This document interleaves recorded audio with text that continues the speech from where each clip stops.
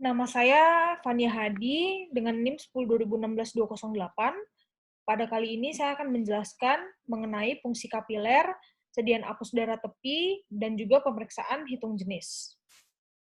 Pertama-tama, dari fungsi kapiler terlebih dahulu, alat dan bahannya, yaitu berupa lancet, kemudian alkohol 70%, kemudian alkohol swab, kapas kering, dan juga sarung tangan. Lalu dibutuhkan juga jarum yang steril. Untuk daerah penusukan bisa dilakukan di jari 2, 3, ataupun 4, di jari 2, 3, ataupun 4, dan juga di bagian lateral dari tumit, lalu di bagian telinga.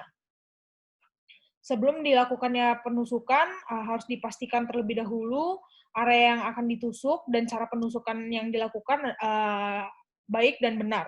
Apabila untuk penusukannya dilakukan di bagian lateral dari jari dan dilakukan secara tegak lurus. Sebelum dilakukannya penusukan, jari dipijit secara perlahan terlebih dahulu hingga merah seperti ini. Lalu ditusuk secara tegak lurus di bagian lateral dari jari tersebut. Apabila penusukan dilakukan dengan baik dan benar, maka darah yang keluar akan berbentuk droplet. Untuk darah yang akan dipakai, darah pertama yang keluar dari jari tidak dipakai, namun dihapus terlebih dahulu menggunakan kapas kering. Lalu yang dipakai adalah darah yang selanjutnya. Kemudian berikutnya adalah sediaan apus darah tepi. Bahan-bahannya dapat digunakan darah kapiler ataupun darah vena, namun yang baik untuk digunakan adalah darah kapiler. Kemudian berikut merupakan alat dan bahannya. Alat dan reagen, berupa objek gelas, cover gelas, kaca penggeser, lalu pipet tetes, rak untuk mewarnai sediaan. Metanol absolut yang dipakai adalah proanalisa dengan reagen yaitu Gimsa dan juga Wright stain. Dipilih salah satu, bukan dua-duanya.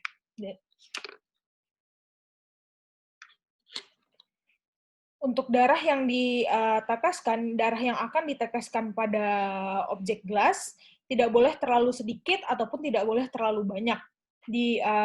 Dan darah yang dipakai adalah darah pemeriksaan dari fungsi kapiler tadi. Untuk SADT ini dilakukannya diteteskan setetes darah dari fungsi kapiler di bagian ujung dari objek gelas sebanyak kira-kira 2-3 mm. Kemudian dengan kaca penggeser yang bersudut 30-40 derajat digeser, geser kaca tersebut secara perlahan ke arah depan atau ke arah pemeriksa, ke bagian dalam sini, sesuai dengan panah ini, ke bagian sini, secara perlahan. Dan usahakan setelah digeser ini semakin ke belakang, sediaannya akan semakin tipis. Dan keringkan kurang lebih 10 menit. Kemudian untuk pewarnaannya sendiri ada dua, yaitu pewarnaan Wright atau pewarnaan stain. Pewarnaan Wright atau pewarnaan Gimsa, Gimsa stain atau Wright stain. Untuk melakukan pewarnaan Wright, pertama-tama setelah preparat kering, dilakukan fiksasi terlebih dahulu menggunakan metanol absolut kurang lebih 10 menit. Lalu diteteskan pewarna Wright dan ditunggu kurang lebih 2-7 menit. Lalu teteskan larutan buffer fosfat dan ditunggu kira-kira kurang lebih 10 menit. Lalu bilas dengan air mengalir atau aquades. Lalu dikeringkan.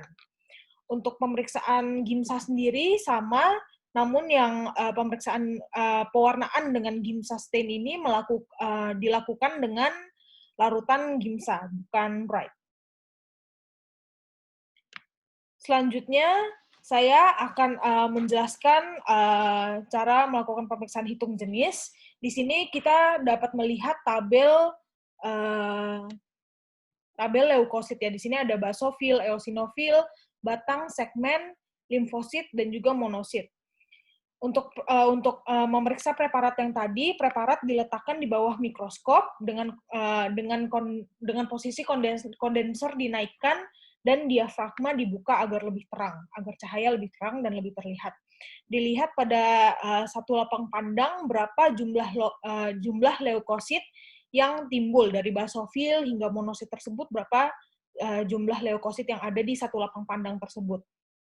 Di sini kita bisa melihat ada tabel 1 hingga tabel, maaf, di sini kita bisa melihat ada tabel 1 hingga tabel 10. Dan pada masing-masing kolom, maksud saya pada masing-masing kolom, itu maksimal dari jumlah selnya adalah 10. Maksimal dari jumlah selnya adalah 10 dalam satu lapang pandang. Misalkan pada lapang pandang yang pertama ada 9 leukosit. Misalkan ada 9 leukosit. Namun karena maksimal dari satu kolom adalah 10, jumlah selnya adalah 10, maka maka pemeriksaan pada lapang pandang yang selanjutnya ditambah 1 pada lapang pandang pada kolom 1 tersebut. Misalkan pada pada kolom 1 ditemukan 1 batang, kemudian ditemukan 4 segmen, lalu ditemukan 4 limfosit. Karena di bagian kolom 1 ini masih terdapat 9 kurang 1, dan jadi lapang pandang jumlah sel yang pertama muncul pada lapang pandang kedua dimasukkan ke dalam kolom yang pertama, seperti itu. Dan apabila jumlah sel baris dan kolom ini, jumlah sel dan baris kolom ini semuanya berjumlah 100. Apabila tidak berjumlah 100, maka ada kesalahan dan pemeriksaan harus dilakukan ulang. Sekian dari saya, terima kasih.